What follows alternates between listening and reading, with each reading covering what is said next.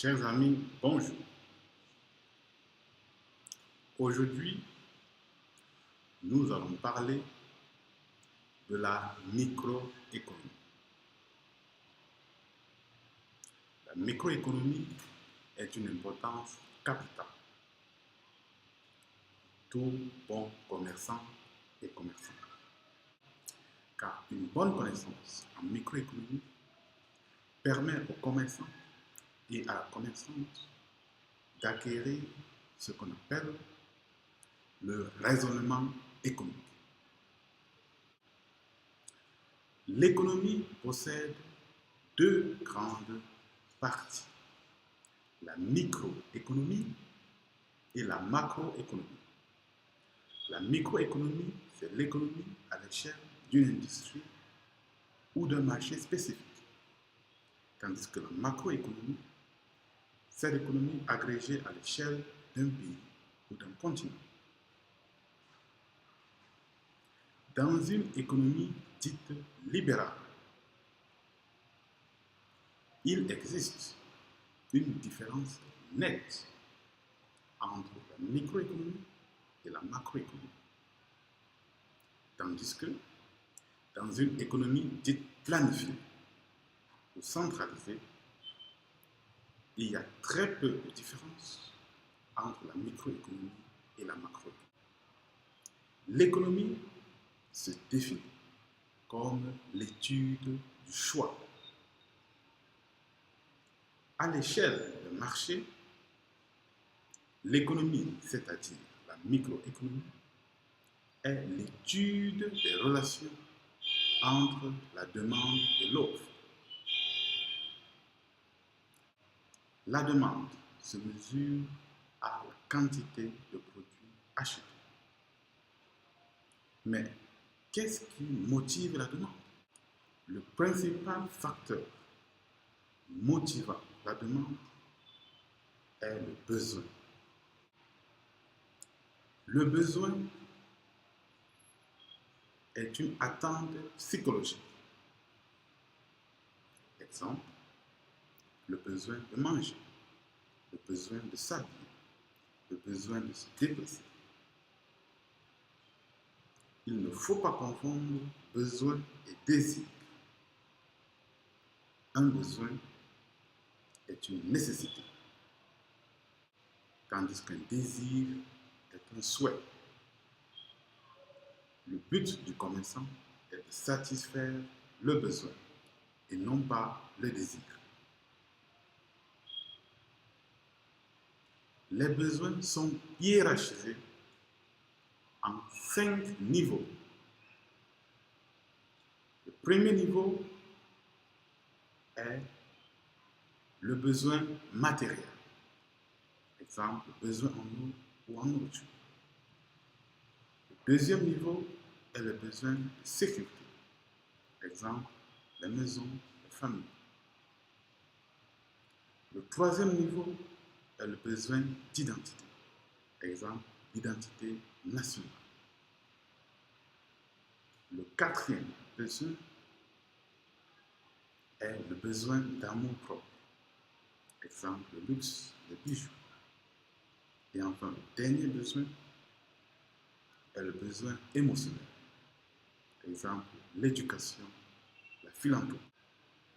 Nous avons vu d'une part ce que c'est que la demande et qu'est-ce qui la motive. Maintenant, essayons un peu de voir ce que c'est que l'offre. L'offre est le service rendu pour satisfaction de besoins. En d'autres termes, l'offre n'existe pas pour satisfaire une volonté ou un désir, mais plutôt un besoin. Il existe une relation forte entre l'offre et la demande. Cette relation s'appelle la loi de l'offre et de la demande. Selon cette loi, lorsque le prix augmente, la quantité demandée diminue. Et inversement, lorsque le prix diminue, la quantité demandée augmente. Cette loi est un piège dans lequel beaucoup de commerçants tombent parce que le coût des matières premières augmente.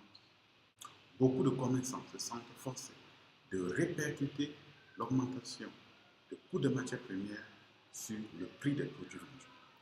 Cela est une erreur parce que selon la loi de l'offre et de la demande, lorsque le prix augmente, la quantité demandée diminue. En d'autres termes, toute chose étant constante, un commerçant ou une commerçante n'a aucun intérêt à augmenter ses prix. Nous verrons plus tard dans ce cycle court comment pallier à l'augmentation du coût des matières premières. En plus du prix, il existe d'autres facteurs motivant la demande. Le revenu qui détermine les compromis faits par le consommateur. Deuxièmement, le prix des autres produits ou substituts. Exemple, si le prix du pain augmente, alors la demande des gâteaux et des beignets va augmenter. Troisièmement, l'élasticité. L'élasticité est la sensibilité du consommateur aux variations de prix. En d'autres termes, les personnes démunies sont plus élastiques et les personnes riches moins élastiques. De même, l'offre est motivée par des facteurs autres que le prix. Exemple, la marge de bénéfice, les barrières d'entrée et de sortie dans l'industrie, la législation en vigueur, la concurrence ou compétition. Le concurrent, selon le commerce moderne, n'est pas le voisin, mais toute chose pouvant menacer la survie de l'entreprise. En d'autres termes, il existe 4 sources de concurrence. Premièrement, les fournisseurs forts. Ce sont les fournisseurs en position de force. Exemple, si vous êtes un bar, les brasseries présentent une menace pour la survie de votre entreprise et par conséquent constituent un concurrent. La deuxième source de concurrence est les clients forts. Ce sont les clients en position de force.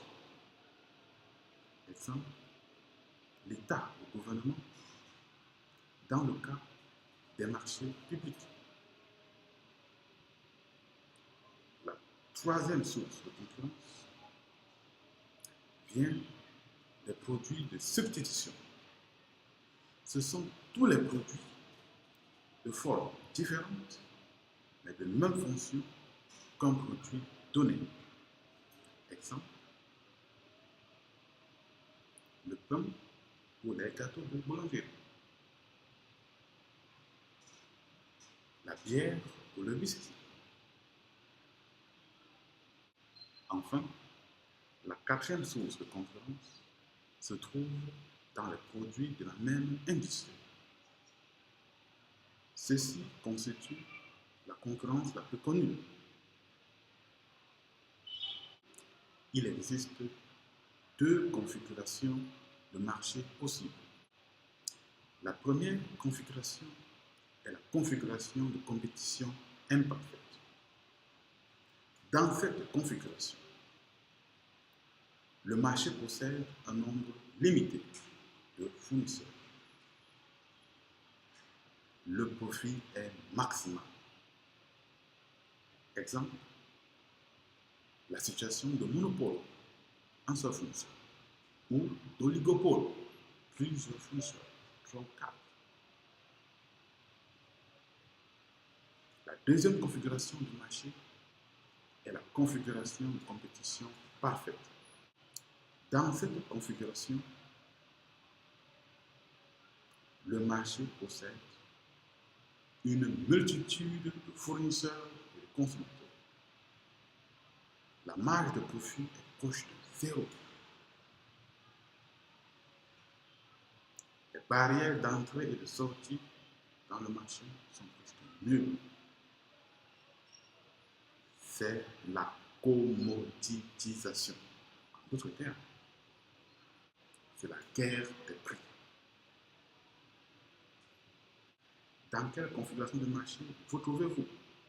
Est-ce dans une configuration de compétition imparfaite ou est-ce dans une configuration de compétition parfaite?